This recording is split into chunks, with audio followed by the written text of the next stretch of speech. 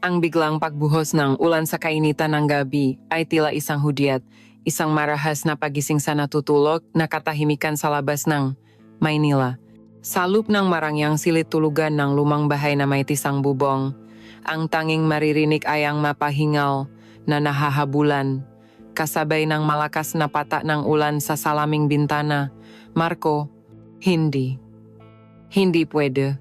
Garalgal ang tinik ni Isabela. Isang pakiusap na tila isa ring paanyaya sa gitna ng desperasyon. Nainit ang kanyang balat sa ilalim ng maning binata, ang kanyang katawan ay taksil sa isip niyang sumisigaw ngang pagtutol. Ang mahina niyang pagpupumiglas ay lalo lamang nagpahigpit sa yakap ni Marco. Ang halimuya ng kanilang balat, ng amoy ng lupa na binabasa ng ulan, at ng matamis na kasalanan ay nagsasama-sama sa hangin. Isang butil ng pawis ang gumulong sa sentido ni Marco at pumata sa nangingini na balikat ni Isabela. Ito na ang rurok ng bawal. Ang sandali kung saan alam nilang pareho na wala ng atrasan pa. Nagsimula ang lahat 3 linggo na ang nakalipas nang si Marco, isang binatang nag-aral ng arkitektura, ay umuwi para sa bakasyon ng tag-init. Ang kanyang pagbabalik ay gumambala sa nakamamatay na katahimikan ng bahay. At ang unang sumalubong sa kanya ay hindi ang kanyang ama, kundi si Isabela, ang magandang babae na asawang kanyang ama, ang babaeng kailangan niyang tawaging madrasta. Nakatayo ito sa tabi ng bintana, ang dapit hapong sikat ng araw ay tumatagos sa kanyang mahabang itim na buhok. Lumilihangang isang anino ng kalungkutan na nakakabagbag ng damdamin. Suot niya ang isang seda na bestidang kulay esmeralda, na marahang yumayakap sa bawat kurba ng kanyang perpektong katawan. Isang katawang tila nilikha para sa pagmamahal ngunit nabubuhay sa kawalan. Ang unang pagtatama ng kanilang mata ay nakdulot ng isang kakaibang kuryente. Isang babalangang isang paparating na uno sa ilalim ng lumang bubong na tisa. Ang pagdating ni Marco ay kasabay ng panunuyong huling patak ng ulan mula sa biglang buhos kaninang madaling araw. Ang hangin ay mabigat at malakit. Puno ngang amoy ngang basang lupa at nabubulok na mga dahon mula sa malawak na hardin. Pagbaba niya sa taxi, ang lumang bahay na may tisang bubong ang agad sumalubong sa kanya. Isang higanteng nakatayo sa gitna ng katahimikan. Tila isang relikya ng nakaraan na pilit isinasalba ang kayamanan ng kanyang ama. Sa labas, ito ay marangya. Ngunit para kay Marco, mayroon itong bigat. Isang kalungkutang nakakapit sa bawat pader at bintana nito. Pumasok siya sa malaking pinto na gawa sa nara, dala ang kanyang maleta, at ang tanging narinig niya ay ang paksara nito sa kanyang likuran, isang tunok na umalingaw-ngaw sa loob ng bahay na tila isang bilangguan. Walang kataw-taw sa sala. Ang mamahaling muebles ay nakabalot sa isang manipis na alikabok ng katahimikan. Ang malaking orasan sa gilid ay tila tumigil sa pagtakbo, at ang buong paligid ay nababalot ng isang nakabibinging kawalan. Ito ang tahanan na iniwan niya, at ito rin ang tahanan na sumalubong sa kanya, mas malamig at mas malungkot kaysa sa kanyang naalala. Inilibot niya ang kanyang paningin, hinahanap ang kahit anong pamilyar na muka, ngunit wala. Tanging ang larawan ng kanyang ama, si Antonio, kasama ang bago nitong asawa, si Isabela, ang nakasabit sa itas ng siminea. Sa larawan, si Isabela ay nakangiti, isang ngiting formal at pinag-aralan, ngunit ang mamata nito ay may ibang sinasabi. Isang kwento ngang kalungkutang hindi kayang itago ngang anumang mamahaling kolorete. Noon niya narinig ang isang mahinang kauskos mula sa kusina. Dahan-dahan siyang naglakad patungo ron. Ang bawat hakbang niya ay tila dinig na dinig sa buong kabahayan. At doon, nakita niya ito, si Isabela. Nakatalikod ito sa kanya. Nakasuot ng isang simpleng puting bestida na abot hanggang tuhod. Manipis ang tela na bahagyang binabakat ang hubot ng kanyang katawan sa ilalim ng ilaw. Nakataas ang buhok nito, inipit sa isang magulong ayos. Nalalong nakpalitaw sa ganda ng kanyang batok at sa linya ng kanyang mabalikat. Gumagalaw ito ng may kahinahunan, naghahanda ng isang pitsul ng malamig na tubig, ang bawat kilos ay tila isang sayaw na malungkot at paulit-ulit. Hindi na malaya ni Marco na napigil niya ang kanyang pahinga. Ito ang unang pagkakataon na nakita niya si Isabela ng ganito kalapit, nang hindi napapalamutian ng maalahas at magagarang damit na karaniwan nitong isinusuot kapag may mga okasyon. Sa anyo nitong iyon, hindi ito ang madrasta na asawang kanyang ama. Ito ay isang babae. Isang babaeng may taglay na kagandahang hinok at malinamnam, ngunit nababalot ng isang hindi may paliwanag na pihati. Nakita niya ang bahagyang panginginig ng kamay nito habang nagsasalin ng tubig. Nakita niya ang pagod sa postura nito, ang paraan ng pagbaba ng mabalikat nito na tila may pinapasan na hindi nakikita. Bigla, isang baso ang nahulog mula sa kamay ni Isabela, nabasa sa sahe na gawa sa marmol. Ang tuno ay kasing gulat ng isang putok ng baril sa gitna ng katahimikan. Napatalon ito sa gulat at sa kanyang paglingon. Ang kanilang mata ay nagtagpo. Sa sandaling iyon, para kay Marco, ang oras ay tumigil. Ang mata ni Isabela ay malalaki at madilim, tulad ng isang malalim na balon na puno ng lihim at hindi naya na maluha. May gulat sa mga matang iyon, may hiya, at may isang bagay pa, isang kislap ng pag-asa na mabilis ding nawala. Nakita ni Marco ang kanyang sarili sa mamatang iyon, hindi bilang isang stepson, kundi bilang isang lalaki, isang estranghero na biglang nakapasok sa kanyang pribadong mundo ng kalungkutan.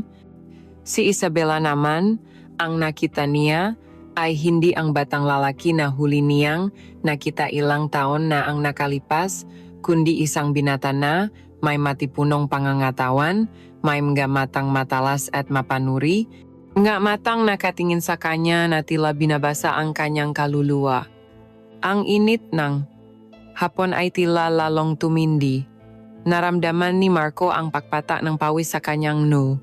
Marco, sabi ni Isabela, ang pangalan niya ay namutawi sa ngalabi nito na tila isang dasal. Ang kanyang malabi.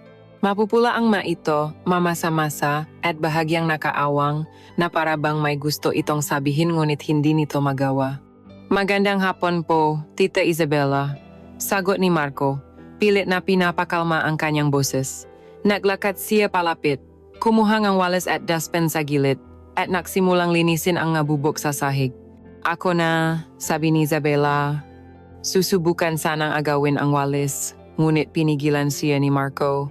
Huwag na po, baka masugatan kayo. Sabi niya, ang kanyang boses ay mas malalim at mas malumanay kaysa sa kanyang inaasahan. Nagtama ang kanilang kamay sa hawakan ng walis. Isang maikling sandali, ngunit sapat na para maramdaman nila ang kuryente. Ang balat ni Isabela ay malambot at mainit, isang init na tila gumapang mula sa kanyang mga daliri, umakyat sa kanyang braso, at kumalat sa buong katawan ni Marco. Mabilis na binawi ni Isabela ang kanyang kamay na tila napaso, yumuko ito, hindi makatingin ng diretso sa kanya. Salamat, halos pabulong nitong sabi. Matapos linisin ang bubok, ang katahimikan ay muling namayani sa pagitan nila, ngunit ngayon, ito ay isang katahimikang may laman, may bigat. Nahanda si Isabela ng merienda para sa kanya. At kumain sila sa maliit na mesa sa kusina. Pinanot ni Marco ang bawat kilos nito, ang paraan ng pahiwa nito ng prutas, ang paraan ng pag-inom nito ng tubig, ang pahaplos nito sa kanyang batok na tila pagod na pagod. Napansin niya ang pinongli niya sa gilid ng mata nito kapag ito ay nakangiti, isang ngiting pilit na hindi umaabot sa kanyang mata. Napansin niya ang ganda ng kanyang braso, ang pagiging balingkinitan ng kanyang baywang na lalong binibigyang diin ng suot nitong bestida. Si Isabela ay isang obra maestra ng kalikasan, isang perpektong bulaklak na itinanim sa maling hardin, nalalanta sa ilalim ng araw nang walang sinumang nakakapansin. Ang pagkaawa na naramdaman ni Marco para dito ay unti-unting nahahaluan ng ibang damdamin, isang paganga, isang pagnanasa na hindi niya dapat maramdaman. At sa paraan ng pagsulyap ni Isabela sa kanya kapag inaakala nitong hindi siya nakatingin, alam ni Marco na ang damdamin ay hindi lamang namumula sa kanya. Mayroong isang bagay sa hangin, isang pangakong panganib at kaligayahan, at nagsisimula pa lamang itong mamuo sa ilalim ng bubong ng lumang bahay na tisa. Ang buhay sa ilalim ng isang bubong ay nagsimula sa isang maingat na sayaw na pag-iwas. Si Antonio, ang ama ni Marco at asawa ni Isabela, ay naroon lamang ng 2 araw, 2 araw ng pilit na pag-usap sa hapagkainan at mahabang oras ng katahimikan. Ang presensya niya ay tila isang mabigat na kumot na bumabalot sa buong bahay. Nagpapaalala sa kanila ng kanilang nga dapat na papel. Si Marco bilang ang magalang na anak at si Isabela bilang ang tapat na asawa. Ngunit sa ikatlong araw, tulad ng inaasahan, isang tawag sa telepono ang muling kumuha sa kanya. Isang importanteng business deal sa Cebu. Kailangan niyang umalis agad at hindi niya alam kung kailan siya makakabalik. Hindi man lang siya personal na nagpaalam. Isang text message lang ang natanggap ni Isabela, maikli at walang emosyon. Sa pag-alis ni Antonio, ang mabigat na kumot ay biglang naglaho at ang hangin sa loob ng bahay ay gumaan, ngunit sa paraang mapanganib. Ang napakalaking espasyo ay biglang naging napakaliit para sa 2 taong naiwan. Ang bawat sulok ay tila nangungusap ng aakit at nagiging saksi sa mga bagay na hindi pa nangyayari. Ang maunang araw ng kanilang pagsasama ay puno ng mga maingat na distansya. Magalang na magandang umaga at magandang gabi. Magapag-usap na hindi lumalalim tungkol sa panahon, sa hardin, sa mga balita. Ngunit ang katawan ay may sariling wika, isang wikang hindi kayang kontrolin ng isip. At ang unang salita sa wikang iyon ay namutawi sa kusina, 1 linggo matapos umalis si Antonio. Si Isabela ay nasa kusina, nakasuot ng isang manipis na duster na kulay lavender, abala sa pag-ayos ng mabagong dating na grocery. Sinusubukan niyang abutin ang isang malaking lata ng biskwit sa pinakamataas na estanteng cabinet. Nakatingkayat siya, ang dulo ng kanyang nga, daliri ay halos abot na ang lata, ang kanyang damit ay bahagyang umangat, nagpapakita ang kabuuan, ang kanyang nga binti. Makinis at ginintuan sa ilalim ng ilong kusina. Ang buho niya ay nakapusot at ilang hibla nito ang nalaglag at marahang humahaplos sa kanyang batok. Pumasok si Marco sa kusina, uho at kukuha sana ng tubig, ngunit natigilan siya sa tanawing iyon. Ang arko ng likot ni Isabela, ang delikadong linya ng kanyang leg, ang bahagyang pangingini ng kanyang braso dahil sa pagpipilit, isang imahe ng kahinaan at hindi sinasadyang pang-aakit. Kailangan niyo pong tulong, tita. Alo ni Marco. Ang kanyang boses ay tila dumagundong sa katahimikan. Nagulat si Isabela. Munti nang mawalan ng balanse. Mabilis na lumapit si Marco at hinawakan ito sa baywang upang alalayan. Ay, mahinang sigaw ni Isabela. Ang paggawa ni Marco ay panandalian lamang, ngunit sa sandaling iyon, naramdaman niya ang lahat. Ang init ng katawan ni Isabela na tumagos sa manipis na tela ng duster, ang lambot ng kanyang balat, ang biglaang pagtigas ng kanyang katawan dahil sa gulat. Nang bumitaw siya, ang init ng kanyang palat ay tila naiwan sa baywang ni Isabela. Pasensya na po, nagulat ko yata kayo, sabi ni Marco. Hindi, ayos lang. Salamat, sagot ni Isabela. Umiwas ng tingin, ang kanyang muka ay namumula. Ako na po diyan, sabi ni Marco. Tumayo siya sa likuran ni Isabela, napakalapit at inabot ang lata ng walang kahirap-hirap. Sa pag-abot niya, ang kanyang dibdib ay halos dumikit sa likod ni Isabela.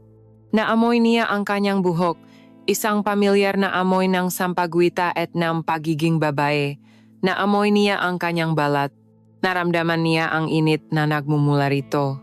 Isang segundong tumigil ang mundo nila. Naramdaman ni Isabela ang matipunong katawan sa kanyang likuran. Ang lakas na nagmumula rito, isang lakas na matagal na niyang hindi naramdaman. Ibinigay ni Marco ang lata. Ang kanilang daliri ay muling nadampi, mas matagal kaysa sa nararapat. Isang kislap ang dumaan sa pagitan ng kanilang mata bago ito binawi ni Isabela. Salamat. Ulit niya. At mabilis na tumalikod. Nakunwaring abala sa pagayos ng ibang bagay. Naiwan si Marco na nakatayo. Ang puso niya ay malakas na kumakabog. Ang isip niya ay ginugulo ng pakiramdam ng balat ni Isabela, ng amoy nito. Ang simpleng pag-abot ng lata ay naging isang kasalanan, isang matamis at nakakabaliw na kasalanan. Simula ng araw na iyon, ang maaksidente ay tila naging mas madalas. Sa hardin, habang nagidilik si Isabela ng mahalaman, natapunan niya ng tubig ang kanyang sarili. Kumuha si Marco ng tuwalya at sapakpunas niya sa braso nito. Ang kanyang madaliri ay sinasadyang dumapo sa balat nito, marahan, na nagdulot ng panginginig kay Isabela. Sa sala, habang nanonood sila ng telebisyon na may malaking espasyo sa pagitan nila sa sofa, isang butiki ang nahulog mula sa kisame. Sa gulat, napayakap si Isabela kay Marco. Ang kanyang muka ay sumupsop sa dibdib nito. Ang kanyang mga braso ay mahigpit na nakakapit sa kanya. Naamoy muli ni Marco ang kanyang buho. Naramdaman ang lambot ng kanyang dibdib na nakadikit sa kanya. Bago pa man makabawi si Isabela sa gulat at humiwalay, hinayaan ni Marco ang kanyang sarili na damhin ang sandaling iyon. Ninanamnam ang pakiramdam ng pagiging malapit sa kanya. Ang pinakamatindi ay nangyari sa aklatan. Gabi na at umulan ng malakas sa labas. Nababasa si Isabela sa kanyang paboritong silya nang biglang namatay ang lahat ng ilaw. Brownout. Narinig ni Marco ang mahina niyang sigaw mula sa kanyang kwarto. Agad siyang bumaba, gamit ang ilawang kanyang cellphone. Nakita niya si Isabela sa gitna ng dilim, nakatayo at nanginginig. "Okay lang po kayo?" tanong niya. "Oh, nagulat lang ako sa dilim." Sagot nito, ang boses ay nanginginig. Sa paglapit ni Marco, natapakan niya ang isang makalat na libro sa sahig. Nawalan siya ng balanse at sa kanyang pagbagsak. Nahawakan niya si Isabela at pareho silang bumagsak sa makapal na karpet. Si Marco ay nasa ibabaw ni Isabela. Ang kanilang mga katawan ay makadikit, walang espasyo sa pagitan. Ang ilaw mula sa kanyang cellphone na nahulog sa sahig ay nagbibigay ng malabong liwanag sa kanilang mga mukha. Ang mukha nila ay ilang pulgada na lang ang layo. Nakita ni Marco ang paglaki ng mata ni Isabela, ang pamumula ngayang mapisngi, ang bahagyang pagbuka ngayang malabi. Naririnig niya ang mabilis na pagtibo ng puso nito o marahil ay puso niya. Ang bigat ng kanyang katawan sa ibabaw nito ay hindi nakakabigat, bakus ay isang bagay na pareho nilang hinahanap. Dahan-dahan ibinaba ni Marco ang kanyang muha, palapit ng palapit. Nakita niya ang pakpikit ng mamata ni Isabela, isang anyaya, isang paksuko. Ngunit bago maglapat ang kanilang mga labi, isang malakas na kulog ang yumanik sa buong bahay, kasabay ng biglang pagbabalik ng kuryente. Ang silip ay biglang nagliwanag, ibinubunyag ang kanilang kahiyahiyang posisyon. Agad na tumayo si Marco at tinulungan si Isabela na makatayo, walang nagsalita. Ang tensyon ay mas makapal pa kaysa sa dilim kanina. Mabilis na nagpaalam si Isabela at halos takbuhin ang hagdanan pabalik sa kanyang silid. Naiwan si Marco sa aklatan, nanginginig, hindi dahil sa takot, kundi dahil sa isang pagnanasang halos hindi na niya mapigilan. Alam niya at alam din ni Isabela na ang nga aksidente ay hindi na aksidente, ang nga ito ay mga paanyaya at isang gabi, malapit na, isa sa kanila ang hindi natatanggi. Ilang araw ang lumipas matapos ang insidente sa aklatan. Ang hangin sa loob ng bahay ay tila mas kumapal at mas mabigat. Puno nga salitang hindi masabi at mapagnanasang pilit na itinatago. Si Marco at Isabela ay gumagalaw na parang mga anino, naiwasan sa mga pasilyo, nakakasalubong lamang sa hapakainan kung saan ang katahimikan ay mas maingay pa kaysa sa tunog ng kanilang mga kubyertos. Bawat sulyap ay may kahulugan, bawat pag-iwas ay isang pag-amin. Ang tensyon ay isang lubid na unti-unting humihigpit sa kanilang mga leg, at pareho nilang alam na malapit na itong mapatid. Isang gabi, hindi makatulog si Marco. Ang init ng kanyang silit ay tila sinasabayan ng init na nararamdaman niya sa tuwing naalala niya ang bigat ng katawan ni Isabela sa ilalim niya, ang amoy ng buhok nito, ang matang nakapikit na tila naghihintay. Bumangon siya mula sa kama, nakasuot lamang ang isang pares ng pajama pants, at nagpasya siyang bumaba upang kumuha ng malamig na tubig at magpahangin. Habang pababa, siya sa malawak na hagdanan, ang tanging gumagalaw ay ang anino. Namgasangan ang puno mula sa labas na isinasayaw ng hangin sa sahig na gawa sa marmo. Ang buong bahay ay natutulog maliban sa mahinang ugong ng aircon at ng malayong tunog ang nakuligli. Ngunit nang mapadaan siya sa malaking salaming pinto na patungo sa hardin, may isang bagay na pumukaw sa kanyang pansin, isang anyo. Nakaupo sa gilid ng swimming pool, ang mapa ay nakababad sa maningning na tubig na sinasalamin ang liwanag ng buwan. Si Isabela. Nakatalikod ito sa kanya, nakasuot ng isang manipis na roba na gawa sa seda, kulay perlas na kumikinang sa dilim. Ang buhok nito ay nakalugay, umaagos sa kanyang likuran na parang isang itim na talon. Nakayuko ang ulo nito, at kahit mula sa malayo, ramdam ni Marco ang bigat ng kalungkutang bumabalot dito. Akma na sanang tatalikod si Marco, igagalang ang kanyang pribadong sandali, nang marinig niya ang isang tunog na tumusok sa kanyang puso, isang hikbi, mahina, pigil, ngunit hindi may kakaila. Nanginginig ang balikat ni Isabela. Umiyak ito, mag-isa sa gitna ng kadiliman. Ang lahat ng pagnanasa, ang lahat ng tensyon na namuo sa mga nakaraang araw ay biglang napalitan ng isang damdaming mas malalim at mas mapanganib. Ang awa, nakalimutan niya ang naubong katawan nito, ang mapupulang labi nito. Ang nakikita niya ngayon ay hindi isang tukso, kundi isang kaluluwang nasasaktan. Dahan-dahan siyang lumabas. Ang kanyang paang, walang sapin ay hindi lumilikhang ang ingay sa mabaldosa. Inikot niya ang pool upang harapin ito. Ayaw niyang gulatin ito mula sa likuran. Nang makarating siya sa harapan nito, nakita niya ang kabuuan ng kanyang kalungkutan. Ang kanyang mukha ay basang-basang luha, ang kanyang mata ay namumukto at pula. Sa kanyang kandungan ay isang litrato, ang litrato nilang ang kanyang ama na nakasabit sa sala. Tita Isabela, sabi ni Marco, ang kanyang boses ay malumanay, halos isang bulong. Nagulantang si Isabela. Mabilis niyang pinunasan ang kanyang mga luha gamit ang likot ng kanyang palad. Marco, gising ka pa pala? Sabi niya, pilit na ngumingiti, isang ngiting basag at malungkot. Sinubukan niyang itago ang litrato, ngunit huli na. Pasensya na, hindi ko sinasadyang istorbohin ka. Hindi umimik si Marco. Sa halip, umupo siya sa silyang katabi nito, hindi masyadong malapit, nagbibigay ng espasyo, ngunit sapat na para maramdaman nito na hindi na ito nag-isa. Tumingala siya sa kalangitan. Ang ganda ng buwan ngayon, sabi niya. Isang simpleng pangungusap na walang halong, panghuhusga, walang tanong na kailangang sagutin. Ang simpleng pakdamay na iyon, ang tahimik na presensyang iyon, ang tuluyang bumasa sa pader na matagal, nang itinatayo ni Isabela sa paligid ng kanyang puso. Muli siyang napahikbi ngunit ngayon, hindi na niya ito pinigilan. Ang matluha ay malayang dumaloy, dala ang lahat ng sakit, lahat ng kalungkutan na kinimkim niya sa loob ng maraming taon. Kaarawan ko ngayon, sabi niya sa pagitan ng mahikbi, ang kanyang boses ay basag. O dapat sana, anibersaryo namin ni Antonio, ang araw na ikinasal kami.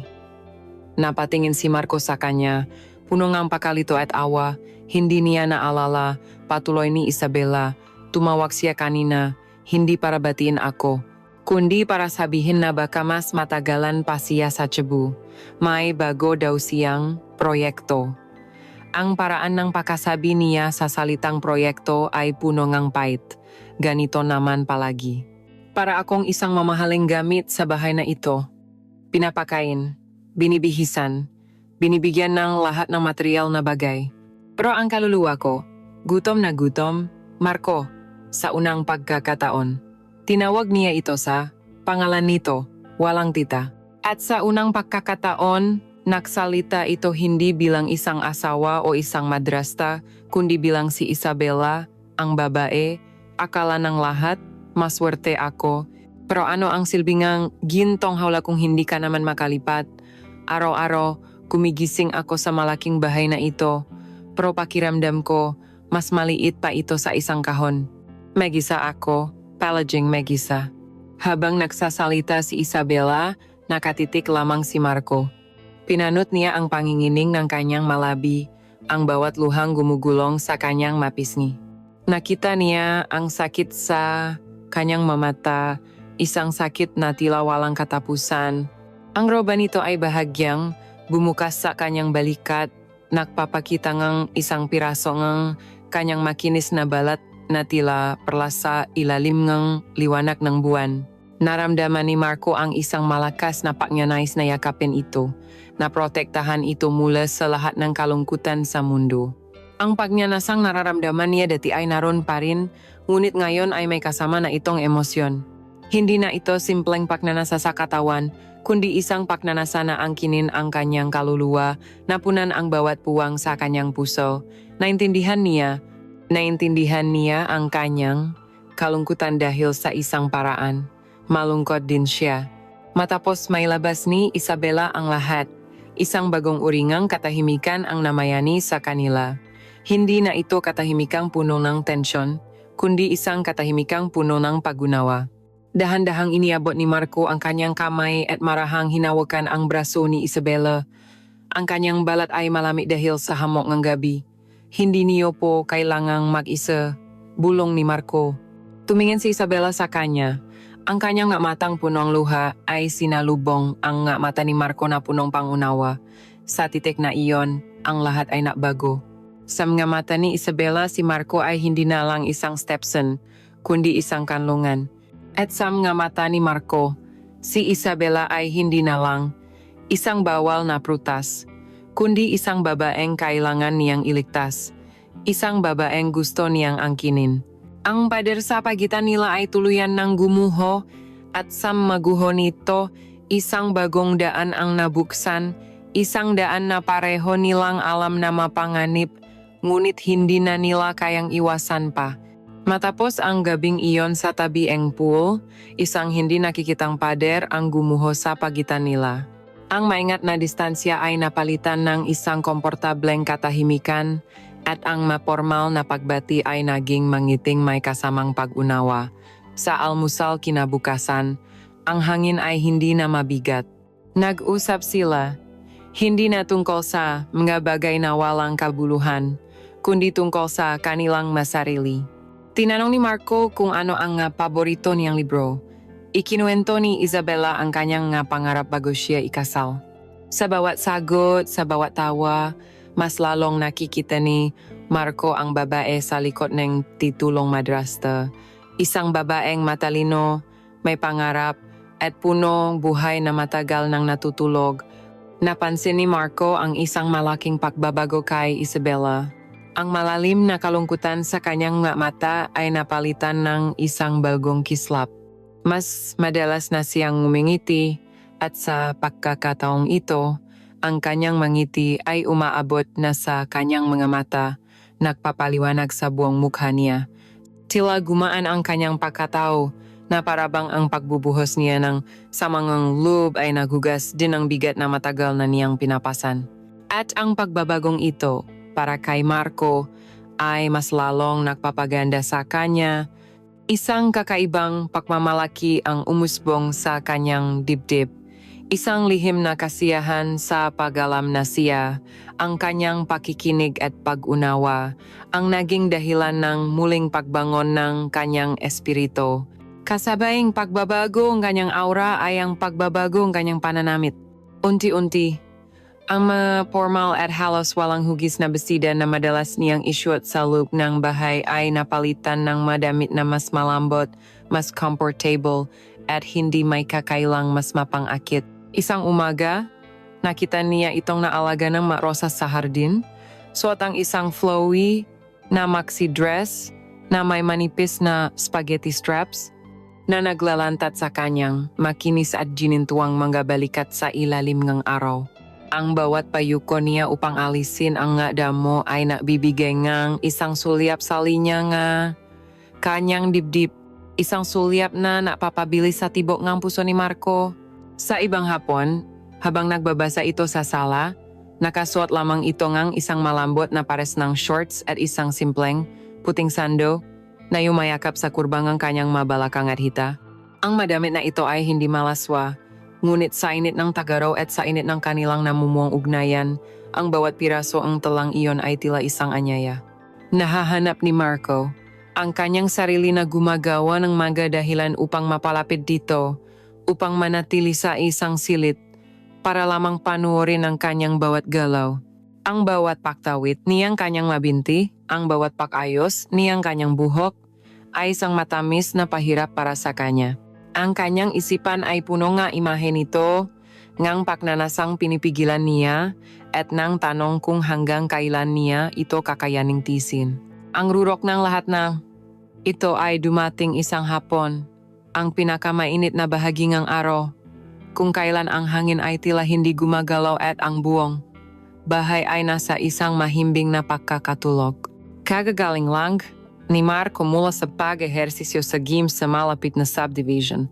Ang kanyang katawan ay basang-basang ang pawis, ang kanyang nga kalamnan ay bahagyang nananakit, at ang kanyang nga pandama ay tila mas matalas. Nakasuot lamang siya ng sando at shorts, ang kanyang balat ay naghahanap ng malamig na hangin. Pumasok siya sa kusina, dire-diretso sa ref para kumuha ng malamig na inumin, nang bigla siyang mapahinto sa pintuan. At doon, nakita niya ito. Si Isabela. Nakatalikod ito sa kanya, nakatayo sa harap ng pantry. Ngunit hindi ang karaniwan nitong duster ang suot niya.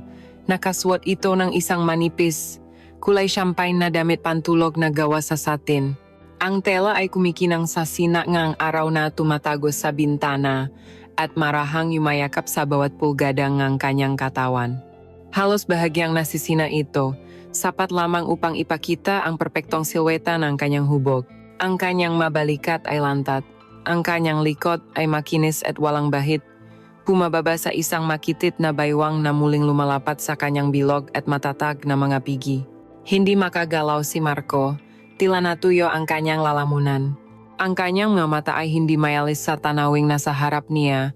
Pinanot niya habang si Isabela ay tumingkayat at itinaas ang kanyang nga braso upang abutin ang isang kahon ng taas sa pinakamataas na estante.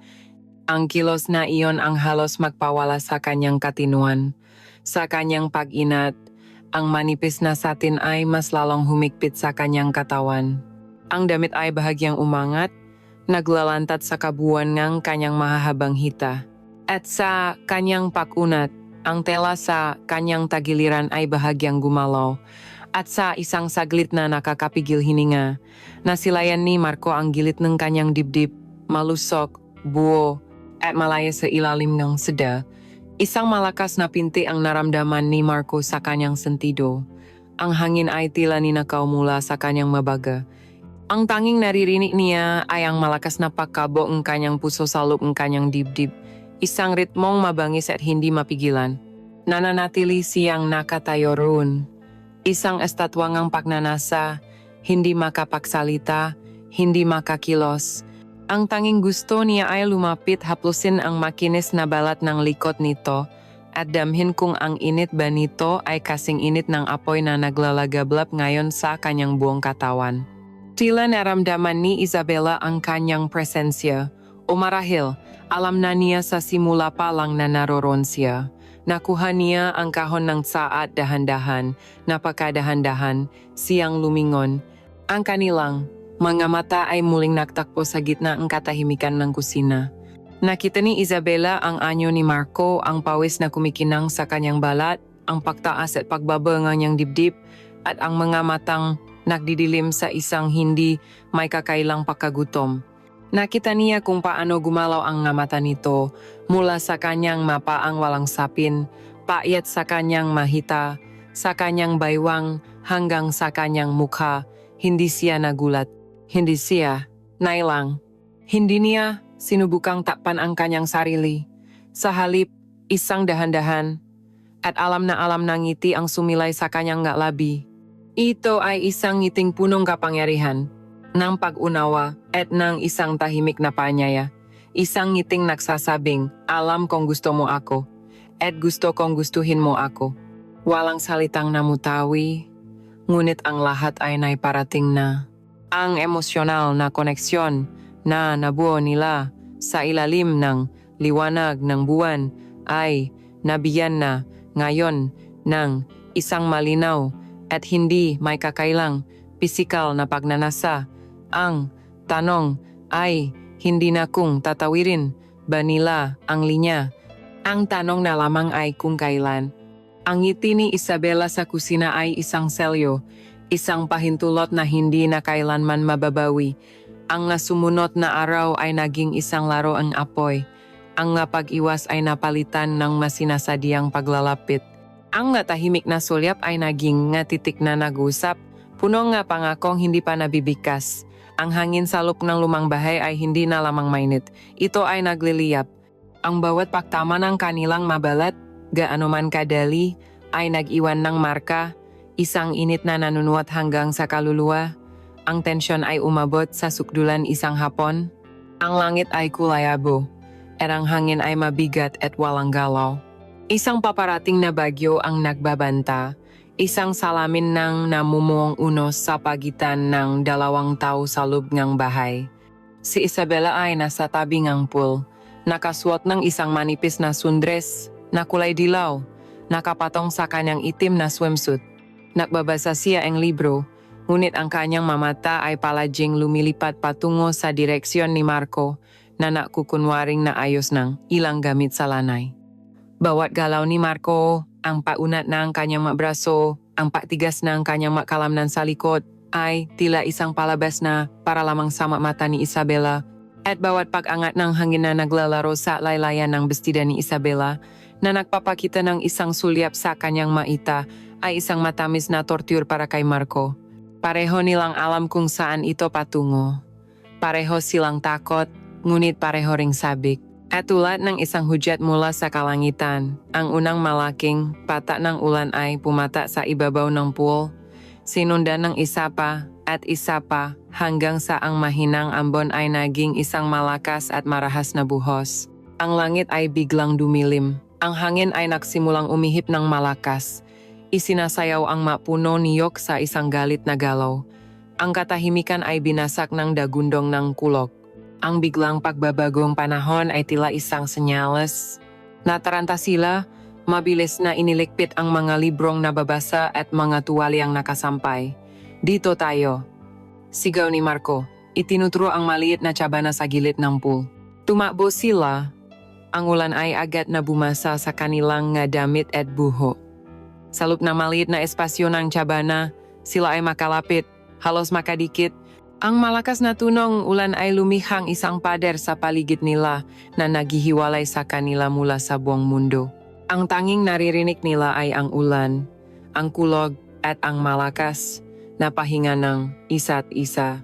Tumatagas ang tubig mula sa buhok ni Isabela, kumugulong sa kanyang leg, sa kanyang mabalikat at sa kanyang dibdib. Ang kanyang dilaw na sundres ay basang-basa na. At ngayon ay dumidikit na sa kanyang katawan, binabakat ang bawat kurba, bawat linya. Ang itim na swimsuit sa ilalim nito ay mas lalong naging matingkat, isang paalala ng kung ano ang nakatago sa ilalim ng manipis na tela. Tumingin si Marco sa kanya, sa mapata ng ulan sa kanyang mapilik mata na parang madiamante, sa kanyang malabing bahagyang nakaawang habang siya ay naghahabol ngang hininga. Ang lahat ng pagpipigil na inipon niya sa mga nakaraang linggo ay biglang gumuho. Ang pagnanasa ay umapaw na parang isang rumaragasang ilog, hindi na kayang pigilan. Isabela, sabi niya, ang pangalan nito ay namutawi sa kanyang ngalabi sa unang pagkakataon, hindi bilang isang titulo, kundi bilang isang pangalan ng babay, isang pangalan ng pagnanasa. Lumingon si Isabela, ang kanyang mata ay nanlalaki, natatanong. At sa sandaling iyon, isinara ni Marco ang distansya sa pagitan nila. Ang kanyang makamay ay marahang humawa sa makabilang pisngi nito at ang kanyang malabi ay sinalubong ang malabi nito. Ang unang halik ay marahas at puno ng pananabik, isang pag-angkin. Ang ngalabi ni Isabela ay malambot at lasang ulan. Sa unang segundo, nanigas siya sa gulat. Pagkatapos, ang kanyang kamay ay umakyat sa dibdib ni Marco, marahang itinutulak ito. Bumitaw siya sa halik, humihingal. Marco, huwag. Pakiusap niya, ang kanyang boses ay nanginginig. Tayo ay. Hindi niya kayang tapusin ang pangungusap. Ang ngabawal na salitang mag-ina ay nanatiling nakabitin sa hangin, isang multo sa pagitan nila. Ngunit tinitigan lamang siya ni Marco, ang kanyang mga mata ay nagmamakaawa, nangungusap, nagsasabing huli na para sa mga paktutol, at hinalikan niya itong muli. Sa pagkataong ito, ang halik ay mas malumanay, mas mapangakit, isang imbitasyon. At sa pagkakataong ito, sumuko si Isabela, ang lahat ng pagtutol sa kanyang katawan ay naglaho. Ang kanyang kamay, sa halip na itulak si Marco, ay kumapit sa kanyang basang damit. Ang kanyang katawan ay lumambot at sumandal sa kanya. Ibunukan niya ang kanyang malabi. Tinutugon ang bawat galaw ng mga labi ni Marco nang may parehong bagsik. Isang pagnanasang matagal na niyang ikinulong sa loob ng kanyang puso. Ang halik ay lumalim, naging isang paktuklas. Ang bagyo sa labas ay tila, walang-wala kumpara sa bagyong namumuo sa loob ng maliit na tsabana. Ang kamay ni Marco ay nasimulang gumalaw, gutom na tuklasin ang katawan na matagal na niyang pinapangarap. Mula sa muka ni Isabela, ang kanyang daliri ay gumapang pababa sa kanyang lig, sa kanyang balikat, sa kanyang braso. Hinila niya ang katawan ni Isabela papalapit sa kanya. Idinikit ito ng mahigpit. Ipinapadama ang tigas ng kanyang pagkalalaki. Isang patunay ng kanyang hindi na mapigilang pagnanasa. Ang isang kamay niya ay gumapang sa likod ni Isabela. Sinusundan ang linya ng kanyang gulugot sa ilalim ng basang tela. Naramdaman niya ang pakurba ng kanyang baywang. At ang kanyang palad ay tuluyang lumapat sa kanyang matatak at bilugang mapigi. Mariin niya itong pinisil na nagdulot ng isang ungo mula kay Isabela na sinakop ng kanyang nahalik. Ang isa pa niyang kamay ay gumalaw sa harapan. Ang kanyang daliri ay marahang hinahaplos ang gilid ng kanyang dibdib. Nararamdaman ang pagtigas ng kanyang utong sa ilalim ng basang tela. Ang bawat pagtutol ni Isabela ay naglaho na. Napalitan ng mamahinang ungol at ng marahas na paggalaw ng kanyang katawan laban kay Marco. Siya na ngayon ay isang aktibong kalaho. Ang kanyang kamay ay nasa buhok ni Marco. Hinihila ito papalapit na para bang gusto niyang maging isa na lang sila. Ang tunog ng ulan, ng kulok at ng kanilang mapahingal ay sama-sama sa isang nakakabaliw na musika. Binitawan ni Marco ang kanyang malabi at idinikit ang kanyang nusano ni Isabela. Pareho silang humihingal. Tinitigan niya ang mata nito at wala na siyang nakitang pag-alinlangan doon, tanging pagsuko at isang nag-alab na pangangailangan. Ang halik na iyon ang huling pader na kanilang giniba. At ngayon, sa ilalim ngang rumaragasang ulan, sa loop ngang kanilang maliit na mundo, ang lahat ay possible na. Ang pagupaang ulan ay nakiwan ng isang daigdig na basa at kumikinang sa ilalim ng buwan, ngunit sa loob ng bahay, ang katahimikan ay mas mabigat pa kaysa sa bagyong katatapos lamang. Mula sa tsabana, sabay silang naglakad pabalik sa mansyon. Walang imikan, ang bawat isa ay abala sa sari-sariling iniisip, sa alaala ng halik na naganap. Ang kanilang mga damit ay nanatiling mamasa-masa, isang malamig na paalala sa init na kanilang pinagsaluhan. Sa paanan ng malawak na hagdanan, nahiwalay silang landas. Walang lingunan, walang paalam. Isang tingin lamang, isang tingin na punong pangako at takot bago ang bawat isa ay pumasok sa kani-kanilang silid. Pagpasok ni Marco sa kanyang kwarto, hindi siya agad nagbihis. Tumayo siya sa tabing ng bintana. Pinapanood ang mga dahon sa hardin na nagniningning dahil sa ulan, habang ang eksena sa tsabana ay paulit-ulit na naglalaro sa kanyang isipan. Ang lambot ng malabi ni Isabela, ang init ng katawan nito na dumidikit sa kanya, ang tunog ng kanyang maungol na sinasabayan ng dagundong ng kulo. Napapikit siya. Isang kasalanan, isang napakatamis na kasalanan. Wala siyang naramdamang pagsisisi, Tanging isang nagumapaw na pagnanasa para sa kasunod na kabanata, isang pagkagutom na hindi niya kailanman naramdaman sa buong buhay niya. Lumipas ang nga oras, ang buong bahay ay nasa mahimbing ng pagkakatulog. Ang gabi ay malalim na. Ngunit si Marco ay gising na gising, nakahiga sa kanyang kama, nakatitig sa kisame na pinipintahan ng anino ng buwan. Ang katahimikan ay halos nakakabingi, inisip niya si Isabela. Gising din kaya ito, inisip din kaya siya nito. O baka naman ang nangyari kanina ay isang pagkakamali lamang, isang kabaliwang dalangang, init ng panahon at ng buksong ang damdamin. Baka bukas, babalik na naman sila sa dati, sa mapormal na pagbati at maingat na distansya, ang isiping iyon ay nagdulot ng isang kirot sa kanyang dibdib. At habang siya ay nalulunod sa kanyang inisip, may narinig siya. Isang tunog, napakabilis at napakahina na inakala niyang guni-guni niya lamang. Isang mahinang lagitik ng sahig mula sa pasilyo. Biglang nanigas ang kanyang buong katawan. Pinakiramdaman niya ang paligid. Ang kanyang puso ay nagsimulang kumabog ng napakabilis sa loop ng kanyang dibdib. Muli niya itong narinig, mas malapit na ngayon. At pagkatapos, ang halos hindi marinig na tunog ang pihitan ng kanyang pinto na dahan-dahang umikot. Bumukas ang pinto, walang ingay, na parang isang bibig na humihinga sa dilim. Isang anyo ang lumitaw sa may pintuan na babalot ng malabong liwanag mula sa pasilyo. Ang kanyang puso ay tila tumigil sa pagtibok. Siya, si Isabela.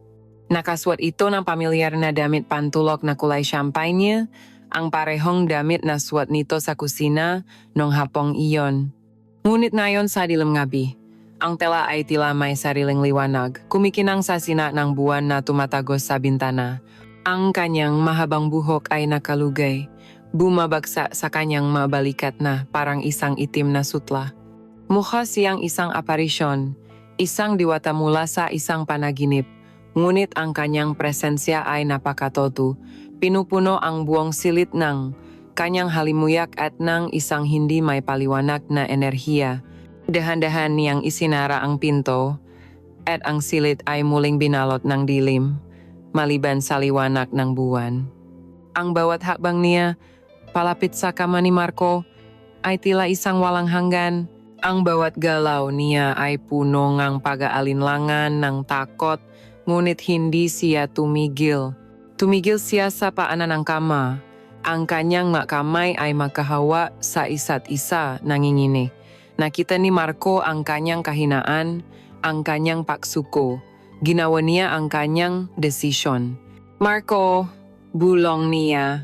Ang kanyang boses ay nanginginig at halos hindi marinig. Isang halo ng takot at pagnanasa.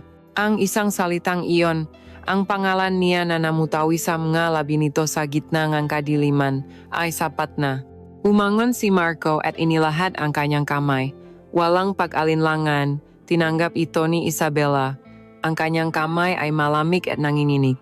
Dahan-dahan niya itong hinila paupo sa gilid ng kama.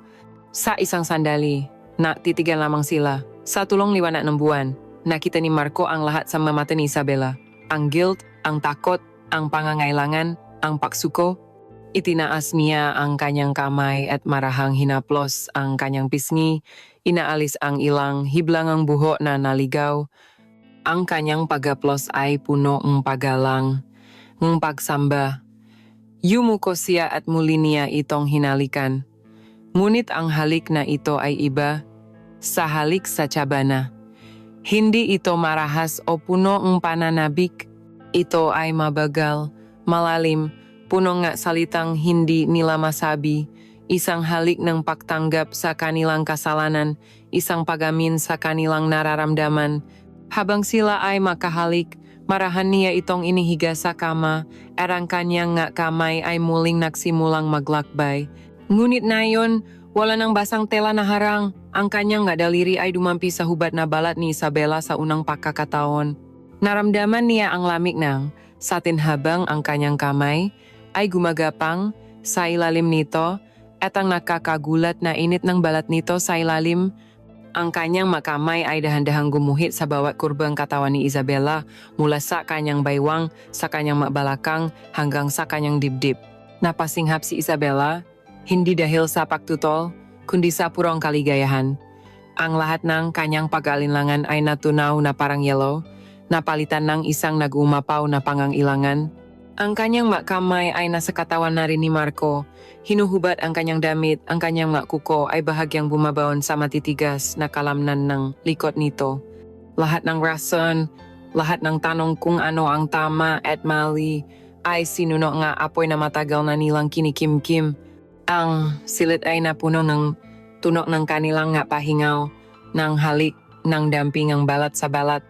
Ang liwana ng buwan ang tanging saksi sa kanilang pagsasama, nagpipinta ng naanino sa kanilang makatawang nakakaisa. Sa gabing iyon, salup ang silid ni Marco, dalawang kaluluwang nalulumbay ang nakahanap ang panandaliang ali at kanlungan sa mabisik ng isa't isa. Ito ang kanilang kasalanan, at ito rin ang kanilang kaligtasan. Ang unang gabi ng kanilang pagiging makasalanan ay natapos na at sa ilalim ng lumang bubong na tisa, wala nang babalik pa sa dati. Ang umaga pagkatapos ng unang gabi ng kanilang kasalanan ay dumating ng may kakaibang liwanag. Si Marco ang unang nagising. Sa tabi niya, mahimbing na natutulog si Isabela. Ang kanyang muka ay payapa. Walang bakas ng kalungkutan na dati laging nakaguhit dito. Sa pagtulog, mukha siyang mas bata, mas inosente, na parabang ang bigat na kanyang pinapasan ay naiwan sa gabi. Pinagmasdan siya ni Marco, sinundan ng kanyang mata ang kurbang ang kanyang balikat, ang marahang pagtaas at pagbaba ng kanyang dibdib sa bawat pahinga. Ang bulong ng konsensya ay naroon pa rin, ngunit ito ay tila isang malayong alingawnaw na nilulunot ng isang mas malakas na damdamin, isang pakiramdam ng pag-ari, ng pagsamba. Ito ang kanyang Isabela. Dahan-dahan itong gumalaw at nakmulat ng mata. Naktama ang kanilang paningin. Walang salita, ngunit sa isang titik na iyon, lahat ay naintindihan.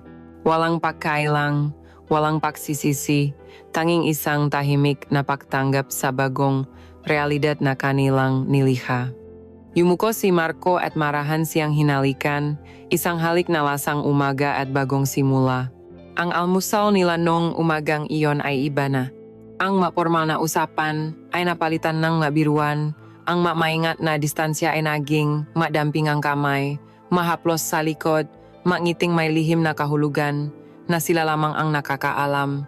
Ang lumang bahay na dati isang bilangguan ng kalungkutan ni Isabela ay biglang naging kanilang paraiso.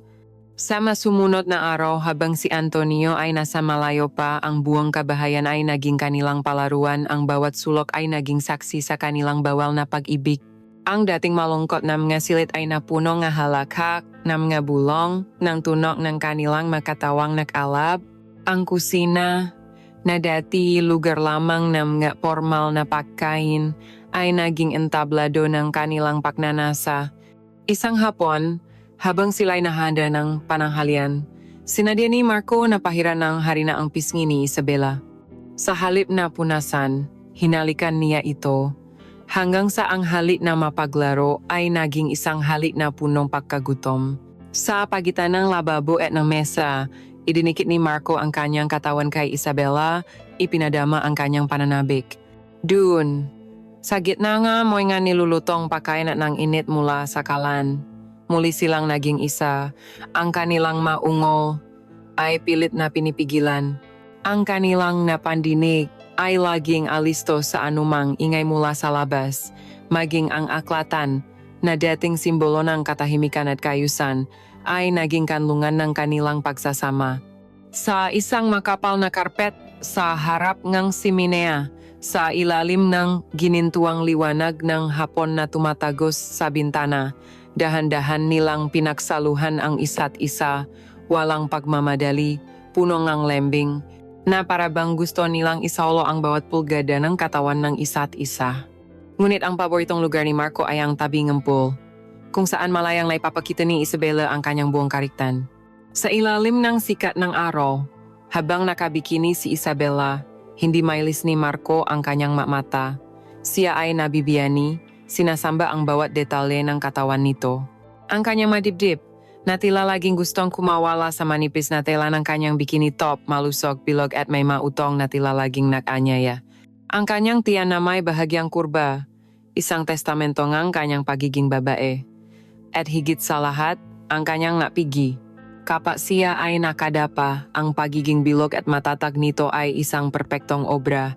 Para kay Marco, si Isabela ay isang diyosa, isang obra maestra na nilikha para lamang sa kanya. Ang pahangang ito ay hindi na nanatili sa matitik lamang. Sa gabi, kapag ang buong paligid ay nababalot ng dilim at ang tanging liwanag ay mula sa mailaw sa ilalim ng pool, sabay silang lumulusong sa tubig. Ang kanilang mga katawan ay nagiging magaan malaya habang sila'y naglalaro, nagahalikan at nagtatalik sa ilalim ng mga bituin. Ang kanilang mahalahak at ungol ay sinasabayan ng mahinang tunog ng tubig. Ang pinakamalaking pagbabago ay makikita mismo kay Isabela. Ang babaeng malungkutin at laging nakayuko ay naglaho na. Ang pumalit ay isang babaeng punong ng buhay na tila bumalik sa kanyang kabataan. Isang babaeng namumukatkat. Ang kanyang tawa ay mas malakas, ang kanyang mata ay nakniningning, at ang kanyang galaw ay punong kumpiyansa. Siya ay isang babaeng inirog, isang babaeng ninanasa, at ang kaalamang iyon ay nagbigay sa kanyang bagong lakas. Hindi na lamang siya isang tagatanggap ng pagnanasa ni Marco, siya na rin mismo ang naghahanap nito. Siya ang unang humahalik, ang unang yumayakap. Ang kanyang pagnanasang matagal na niyang ibinaon sa limot ay muling nabuhay, mas malakas at mas mabangis kaysa dati. Kasabay nito, ang pagganga ni Marco ay naging isang obsesyon. Ang buong mundo niya ay umikot na lamang kay Isabela at sa mga pader ng lumang bahay. Nakalimutan na niya ang kanyang makaibigan, ang kanyang maplano para sa bakasyon. Ang tanging mahalaga ay ang bawat sandaling kasama niya si Isabela. Naging eksperto siya sa katawan nito, alam niya ang lasangang balat nito sa iba't ibang bahagi, ang ibig sabihin ng bawat ungol nito, ang lokasyon ng isang maliit na nunal sa kanyang likod. Siya ay ganap na nalunod, masaya sa kanyang pagkalunod sa pag-ibig at pagnanasang ito. Ang kanilang paraiso, gayunpaman, ay isang napakapong paraiso. Isang hapon, habang sila ay makayakap sa sofa, biglang tumunok ang telepono sa sala. Sa isang iglap, pareho silang nanigas. Ang kanilang mga katawan ay biglang nanlamig. Ang kanilang mga mata ay nagtakpo, punong parehong takot. Si Antonio, ang masayang bulan na kanilang ginawa sa paligid nila ay biglang pumutok. Ang katotohanan ay muling gumising sa kanila. Hinayaan nilang magring ang telepono hanggang sa ito ay tumigil. Ngunit ang tensyon ay naiwan sa hangin. Pakaraan ng ilang sandali, tumunog muli ito. Sa pagkakataong ito, sinagot ni Marco, ang kanyang boses ay nanginginig. Hello? Ngunit sa kabilang linya, isang banyagang boses ang nagtatanong kung ito ba ay isang pizza parlor. Wrong number. Isang malalim na hininga ang ginhawa ang kanilang pinakawalan. Ngunit ang insidente ay nagsilbing isang malupit na paalala. Ang kanilang kaligayahan ay ninakaw lamang. Ang kanilang mundo ay itinayo sa isang kasinungalingan at anumang oras. Ang tunay na may-ari ng bahay, ang tunay na may-ari kay Isabela ay maaring bumalik at bawiin ang lahat. Ang mga ninakaw na araw ng kaligayahan ay lumikha ng isang bula sa paligid nina Marco at Isabela. Isang mundong sila lamang ang nakakaalam kung saan ang patakaran ng labas ay hindi umiral. Sa loob ng bulang iyon, sila ay hindi mag-ina, kundi dalawang taong nakmamahalan, dalawang kaluluwang nakahanap ng kanlungan. Ngunit ang anumang bula, gaano man kaganda, ay sadyang marupok. At isang hapon, ang kanilang perpektong mundo ay tinusok ng isang matinis at hindi inaasahang tunog, ang doorbell. Nakatinginan sila, ang kaligayahang nasa kanilang mamuka ay biglang napalitan ng pamilyar na takot. Nagboluntaryo si Marco na buksan ang pinto, habang si Isabela ay nanatili sa sala, ang kanyang puso ay biglang kumabog ng mabilis. Mula sa kanyang kinatatayuan, narinig niya ang isang masayang sigaw ng isang babae. Marco, surprise! At kasunod nito, ang tunong ng isang yakap. Dahan-dahang lumabas si Isabela mula sa sala, at ang kanyang mamata ay napako sa babaeng nasa pintuan. Bata, maganda, punong buhay. Nakasuot ito ngang isang modernong damit na nagpapakita ng kanyang mahabang binti. Ang kanyang buhok ay nakatali sa isang masayang ponytail at ang kanyang ngiti ay kasing liwanag ng araw. Nakapulupot ang mga braso nito kay Marco na parabang ito ang pinakapamilyar na bagay sa mundo. Naramdaman ni Isabela ang isang malamig na kirot sa kanyang tiyan, isang damdaming hindi niya pa kailanman naramdaman ng ganito katindi. Selos, isang pangit, makamanda na damdamin na gumapang sa kanyang buong pagkatao. Tumingin si Marco sa direksyon ni Isabela. Ang kanyang muka ay puno ngang pagkagulat at bahagyang pagkataranta. Lia, si Tita Isabela ko, sabi niya, pilit na inaalis ang yakap ng babae. Tita, si Lia, kaibigan ko noong college.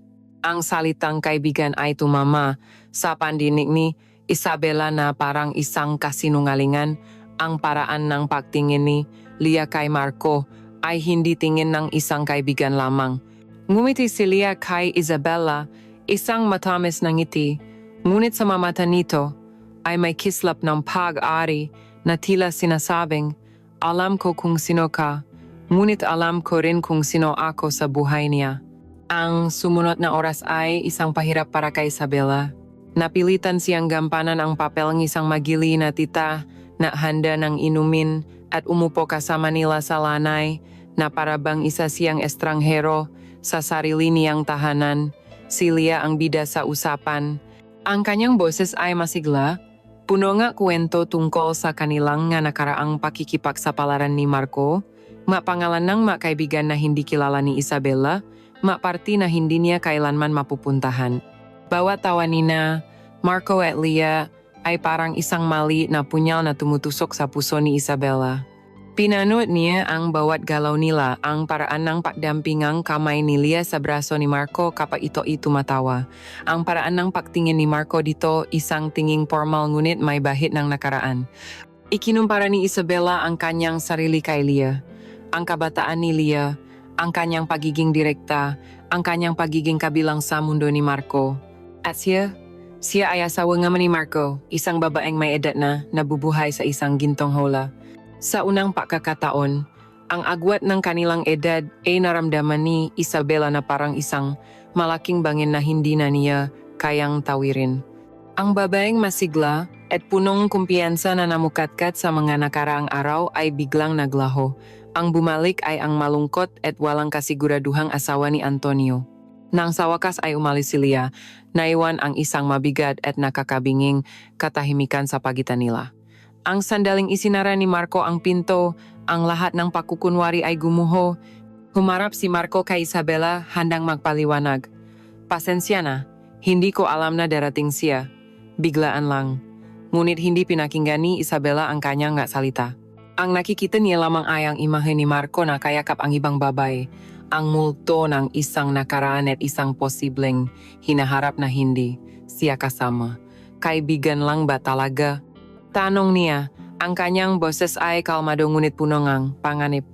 Dito nagsimula ang kanilang unang tunay na pagtatalo. Hindi ito sigawan. Ito ay isang digmaan ng matitik nga masasakit na salita na ibinubulong. Wala na yon, matagal na, giyit ni Marco. Pero bakit ganon siya makatingin sa iyo? Bakit ganon siya kung makadikit? Sagot ni Isabela, ang kanyang boses ay nagsisimula ng manginig. Nagsiselos ka ba? Tanong ni Marco. Bakit? May karapatan ba akong magselos? Balik tanong ni Isabela. At sa tanong na iyon, ang lahat ng kanyang takot ay lumabas. Kaedad mo siya, Marco, bagay kayo. Nabibilang siya sa mundo mo. Samantalang ako, ano nga ba ako sa iyo? Isa lang ba akong paraan para hindi ka mainip ngayong bakasyon? Ang masalita ay tumama kay Marco na parang sampal. Walang madaling sagot sa tanong na iyon. Ang kanilang relasyon ay isang bagay na walang pangalan, walang hinaharap. Sa gitna ang kanilang pagtatalo, sa gitna ang sakit at galit, isang desperadong damdamin ang nanay kay Marco, ang takot na mawala si Isabela. Sa isang mabilis na galaw, hinawakan niya ito sa braso at marahas na hinalikan. Hindi ito isang halik ng paglalambing. Ito ay isang halik na punong galit ng pagnanasang burahin ang alala ni Leah na patahimikin ang lahat ng kanyang pagdududa sa simula ng laban si Isabela. Ang kanyang makamao ay tumatama sa dibdib ni Marco. Ngunit ang kanyang paglaban ay pinapalakas din ng apoy ng kanyang sariling pagsiselos. Ang sakit at galit ay biglang naging isang uringang enerhiya, isang mabangis na pagnanasa. Sumagot siya sa halik ni Marco ng may parehong baksik. Ang kanilang ngalabi ay naglalaban. Ang kanilang madila ay naglalaban sa isang digmaang walang gustong magpatalo. Ito ay ibang-iba sa kanilang unang pagsasama. Ito ay hindi tungkol sa pagtuklas, kundi tungkol sa pag-angkin. Itinula siya ni Marco sa pada. Ang kanyang makamay ay marahas na pinupunit ang mabutones ng kanyang damit. Ang makuko ni Isabela ay bumabaon sa likod ni Marco na iwan ng mamarka. Ang kanilang pagtatalik ay isang desperado at mabangis na pagsasama, isang paraan upang markahan ang isa't isa, upang bawiin ang teritoryong inakala nilang inagawngang iba. Ito ay masakit, ngunit ito rin ay puno ng isang kakaibang kaligayahan, isang kaligayahang matalas, mainit at may lasangang sloss. Sa sagupaan na yon, mas lalo nilang naintindihan ang kalikasan ng kanilang relasyon. Ito ay bawal, mapanganib, at lubos na nakakaadik. Ang matinding pagsiselos na sumabog sa pagitan nila ay hindi nagsilbing lason, bakus ay isang pampatibay sa kanilang bawal na relasyon. Ang kanilang pagsasama ay naging mas desperado, mas mapusok, na para bang bawat araw ay kailangan nilang patunayan sa isa't isa na sila lamang ang nagmamay-ari sa bawat isa. Ang takot na dulot ng pagdalaw ni Leah ay nagtulak sa kanila na maging mas walang ingat na para bang sa pamamagitan ng paksuway sa lahat ng patakaran, mas lalo nilang mapapatata ang kanilang lihim na mundo. Naging mas matapang sila sa kanilang mapagnanasa, ginagawang santuaryo ang bawat sulok ng bahay. Ngunit ang katapangan na dulot ng pagnanasa ay kapatid ng kapahamakan. Isang hapon habang ang araw ay nagliliyap sa labas at ang buong kabahayan ay tila natutunaw sa init, dinala ni Isabela si Marco sa isang lugar na hindi pa nila kailanman napuntahan, ang master's bedroom. Ang silid ng kanyang ama at ni Isabela. Para kay Marco, ang pagpasok sa silid na iyon ay isang malaking paglabag. Ang hangin sa loob ay mabigat, puno nga amoy ni Isabela. Ngunit mayroon ding bahid ng pamilyar na pabangong ang kanyang ama na nakakapit sa maunan at sa makurtina. Ito ay isang lugar na sagrado, isang lugar na ipinagbabawal. At ang pagtapak lamang dito kasama si Isabela ay isang kapanapanabik na kasalanan.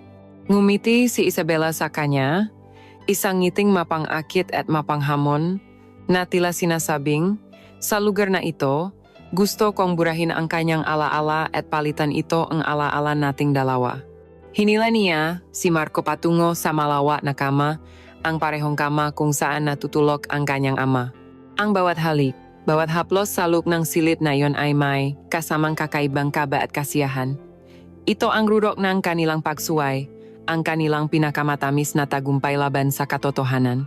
Dahan-dahan silang nagtalik, hindi tulad ng dati na mabangis at marahas, kundi mabagal. Bawat galaw ay sinasadyang lasapin, bawat ungol ay isang pag-angkin sa teritoryong hindi sa kanila. Ang buong silid ay tila nagiging saksi sa kanilang pag-isa, sa kanilang pagtatatag ng sarili nilang kaharian sa loob mismo ngang kaharian ng kanyang ama. Ngunit habang sila ay nasa rurok ng kanilang pagnanasa, habang ang kanilang magkatawan ay makaisa at ang kanilang maisipan ay lumilipad, isang tunok ang biglang pumunit sa katahimikan. Isang tunok na matinis, marahas, at hindi dapat marinig sa sandaling iyon, ang pakring ng telepono. Hindi cellphone. Ang lumang landline sa tabi ng ba, ang pribadong linya ni Antonio na bibihirang gamitin sa isang iglap, Ang init na bumabalot sa kanila ay biglang nanlami. Pareho silang natigilan. Ang kanilang nga katawan ay nanigas na parang bato. Ang mahika ay biglang naglaho. Napalitan ng isang nagyayalong takot. Nakatinginan sila. Ang kanilang mamata ay nanlalaki sa parehong pag-unawa. Isa lang ang posibleng tumatawag sa linyang iyon.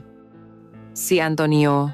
Muling tumunog ang telepono, ang bawat ring ay parang isang malakas na dagundong sa kanilang matainga, isang paghatol, at muli.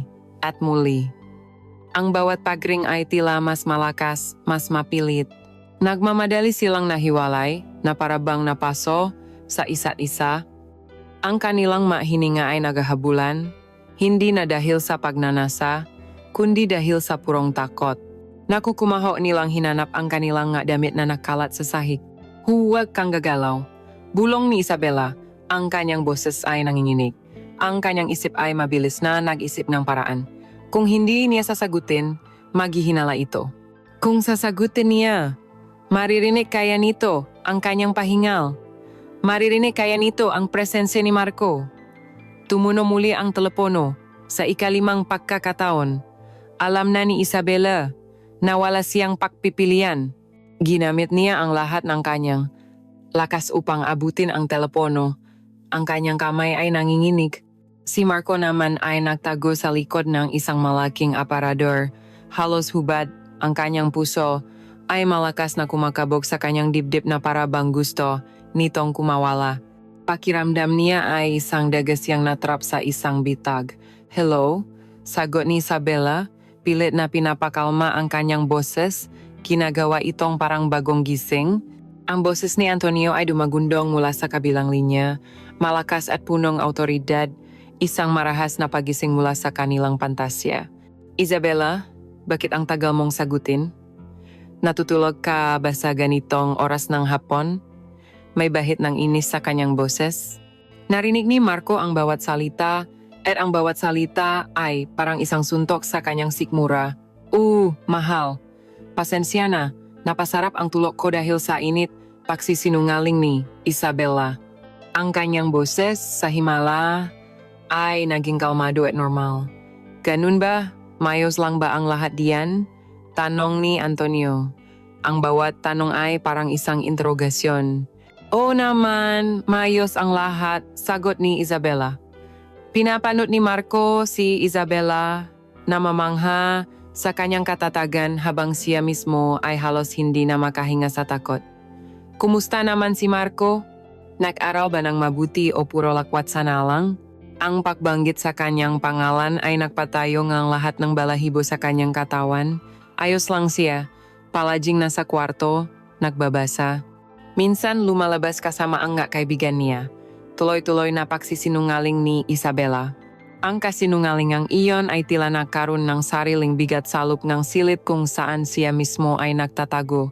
Ang pag-usap ay tila tumagal ng isang walang hanggan. Bawat segundo ay isang pahirap. Sa wakas, napaalam si Antonio. Sige, tumawa lang ako para kumustahin kayo. Baka sa susunod na linggo ay makauwi na ako. Ibinalik ni Isabela ang telepono sa lalagyan nito.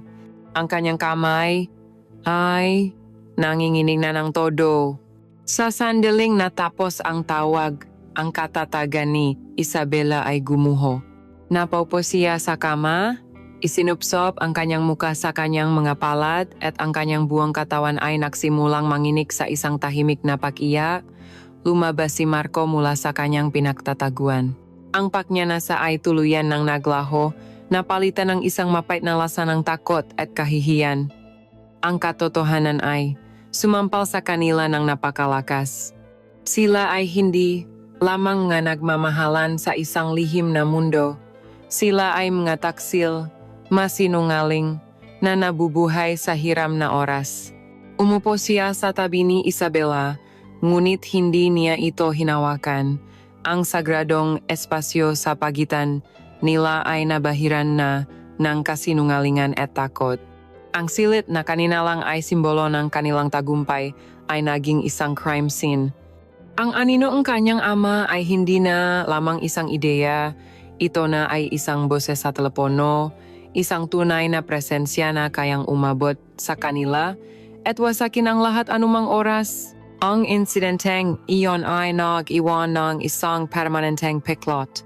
Ang masayang kaligayahang kanilang ninakaw ay naglaho na, napalitan ng isang palaging bumabagabag na takot at pag-aalinlangan. Ngayon, mas malinaw na sa kanila ang panganib. Ang laro ay naging mas seryoso at ang bawat susunod na hakbang ay maring ang kanilang huling pagkakamali. Ang tawag sa telepono mula kay Antonio ay nagsilbing isang malakas na sampal ng katotohanan. Ang kanilang paraiso ay gumuho at sa mga guho nito, ang tanging natira ay ang takot at pag-alinlangan. Ang nga sumunod na araw ay puno ng tensyon. Ang bawat tunog ng sasakyan sa labas, ang bawat pagring ng telepono ay nagdudulot ng panibagong kaba sa kanilang nga dibdib. Ang bahay na dati kanilang naging palaruan ay naging isang kulungan na puno nga anino at multo ang kanilang kasalanan.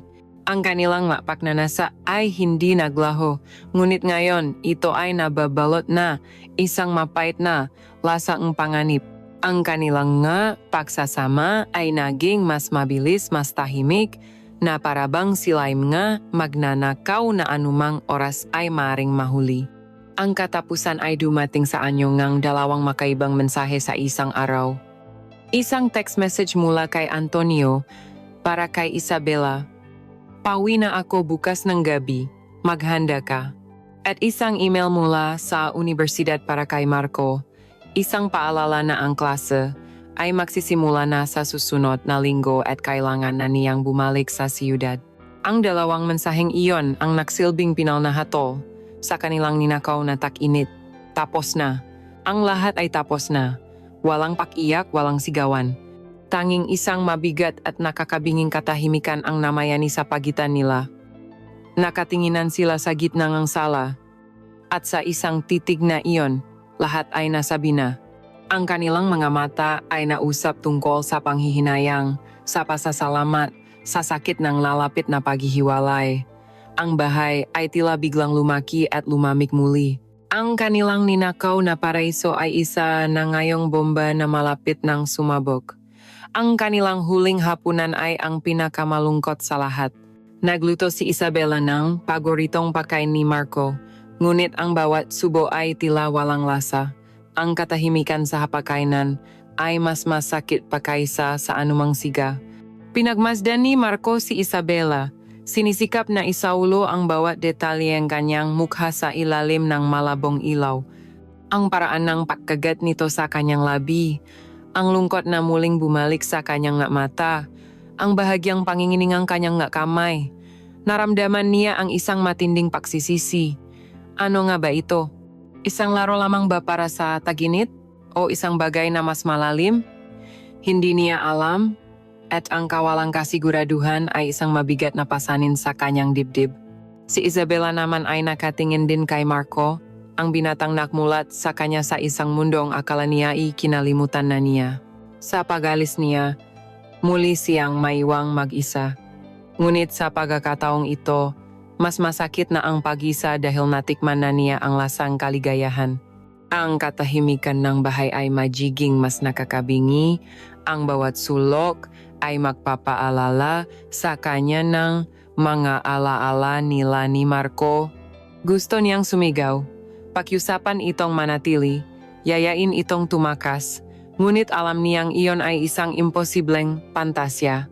Sila ay magabilanggo ngang kanilang nga sitwasyon, at ang kanilang pag-ibig gaano man katoto ay isinilang sa maling panahon at sa maling pagkakataon. Matapos ang hapunan, walang salitang namutawi, ngunit ang kanilang makilos ay nagusap. Sabay, silang umakyat sa hagdanan at pumasok sa silid ni Marco. Ang lugar kung saan nagsimula ang lahat ay siyaring magiging lugar kung saan ito magtatapos. Walang nag-aapura, walang mabangis na pagnanasa. Ang kanilang galaw ay mabagal, maingat, na parabang isang sagradong ritual. Ito ang kanilang huling gabi, ang kanilang huling pagkakataon. Ang kanilang huling pagtatalik ay isang tahimik at malungkot na sayaw. Ito ay hindi na tungkol sa pisikal na kaligayahan, kundi tungkol sa isang desperadong pagtatangka na mag-iwan ng permanenteng marka sa isa't isa. Ang mahalik ni Marco ay malumanay, ginuguhit ang bawat linya ng mukha ni Isabela, ang kanyang lig, ang kanyang mabalikat, na parabang sinisikap niyang isaulo ang mapa ng kanyang katawan. Ang mahaplos ni Isabela ay punong paglalambing, sinusundan ang mga matitigas na kalamnan sa likod ni Marco, hindi na nang akit, kundi nagpapaalam. Sinisikap nilang kabisaduhin ang pakiramdam ng balat ng isa't isa, ang amoy, ang lasa, sa pag-asang, ang naala-alang iyon ay sapat na upang baunin sa mahabang panahon ng kanilang pagkakawalay. Bawat dampi ay isang paalam, bawat ungol ay isang panalangin, ang kaligayahang kanilang naramdaman ay may kahalong matinding kirot ng pagkawala. Sa gabing iyon, hindi sila mamakasalanan. Sila ay 2 taong nagmamahalan na hinahatulan ng tadhana na magkahiwalay. Matapos ang lahat, nanatili silang makayakap sa dilim. Pinapakinggan ang tibok ng puso ng isa't isa. Pinapakinggan ang huling sandali ng kanilang katahimikan. Sa labas, ang gabi ay unti-unti nang nagpapaalam. Ang unang sina ng bukang liwewe ay nagbabanta ng sumilip. Ang katapusan ay hindi na isang malayong panganib. Ito na ay nasa loob ng silid kasama nila. Naramdaman ni Marco ang pangingini ni Isabela sa kanyang mabisik. Mas lalo niya itong hinihpitan na parabang sa paraang iyon ay mapoprotektahan niya ito mula sa kalungkutang naghihintay sa kanya sa pag-alis niya. Bago pa man tuluyang magliwanag, lumingon si Isabela sa kanya. Sa dilim, ang kanyang mga mata ay nanining dahil sa magaluhang hindi na niya pinigilan. Hinawakan niya ang pisngi ni Marco at sa isang tinik na basak at puno ang pagsusumamo, ibinulong niya ang masalitang magiging isang sumpa at isang pangako. Marco, huwag mo akong kalimutan. Ang masalitang iyon ay tumagos sa puso ni Marco. Isang simpleng pakiusap, ngunit para sa kanya, ito ay isang responsibilidad, isang bigat na habang buhay niyang dadalhin. Ito ay isang pangakong kailangan niyang tuparin. Hinalikan niya ang noo ni Isabela, isang halik na puno nga lahat ng damdaming hindi niya kayang isatinik. Hinding-hindi, bulong niya pabalik. Ngunit habang sinasabi niya iyon, pareho nilang alam na ang maalala ay kumukupas at ang kanilang bawal na kwento ay maaring manatili na lamang bilang isang magandang ngunit masakit na paklat sa kanilang mapuso. Tapos na ang kanilang huling gabi. Ang kanilang ninakaw na tak-init ay tuluyan ng nagwakas. Ang pagdating ni Antonio ay kasabay ngang paglubog ng araw. Ang tunok ng kanyang mamahaling sasakyan sa garahe ay isang hudyat na ang kanilang ninakaw na mundo ay opisyal ng winakasan. Pagpasok niya sa pinto, ang buong bahay ay tila biglang nagbago. Ang hangin ay naging mas formal, ang mga anino ay tila mas lumalim. Dala niya hindi lamang ang kanyang maleta, kundi ang isang autoridad na muling napapaalala sa lahat ng kanilang matamang lugar. Sinalubong siya ni Isabela sa may pinto, isang perpektong imaheng isang mapagmahal at nag-abang na asawa. Ang kanyang ngiti ay matamis. Ang kanyang halik sa pisngi ay magalang. "Welcome home, mahal," sabi niya. Ang kanyang boses ay kalmado na parabang wala siyang itinatagong anumang lihim. Bumaba si Marco mula sa hagdanan, suot ang maskara ang isang magalang na anak. Ang kanilang pagbabatian ay formal, isang mahigpit na kamayan, isang tapik sa balikat mula sa kanyang ama. "Nakita ko ang grades mo, magaling," sabi ni Antonio. Abala sa pag-ayos na kanyang gamit. Hindi man lang napapansin ang tensyon na halos hinihiwa na ang hangin sa pagitan ng kanyang asawa at ng kanyang anak. Ang hapunan ng gabing iyon ay isang pagtatanghal. Si Antonio na nasa dulo ng mesa, ang hari sa kanyang kaharian, ang nag-isang bida. Walang tigil siyang nakuwento tungkol sa kanyang managing tagumpay sa Cebu, sa mga bagong business deal, sa mga plano niya para sa hinaharap. Si Marco at Isabela ay mga tahimik na manunot lamang. Ang kanilang mga sagot ay maikli at formal, "Opo, talaga po, magaling po." Umiwas sila sa direktang pagtingin sa isa't isa, Ngunit sa ilalim ng kanilang mga maskara, ang kanilang mga pandama ay nakatutok lamang sa bawat isa. Sila ay nasa isang entablado, ngunit makaiba ang kanilang ginaganap na dula. Sa ilalim ng mahabang mantel ng mesa, isang paa ang dahan-dahang gumalaw. Ang sapatos ni Marco ay marahang dumampi sa paa ni Isabela. Isang aksidente, nanigas si Isabela sa isang segundo, ngunit hindi niya binawi ang kanyang paa. Pakaraan ng ilang sandali, naramdaman ni Marco ang isang bahagyang pagdiin pabalik. Isang maliit, lihim, at mapanganib na komunikasyon sa ilalim mismo ng mata ng hari. Isang pagpapatunay na kahit bumalik na ang kaayusan, ang apoy na kanilang sinindihan ay hindi patuluyang namamatay. Patuloy na nagsasalita si Antonio, masayang-masaya sa kanyang magkuwento, walang kamalay-malay sa tahimik na pagtataksil na nagaganap sa kanyang sariling hapagkainan. Dumating ang araw ng pag-alis ni Marco. Ang kanyang maleta ay nasa tabi ng pinto. Ang pagpapaalam ay formal at malamig, tulad na inaasahan.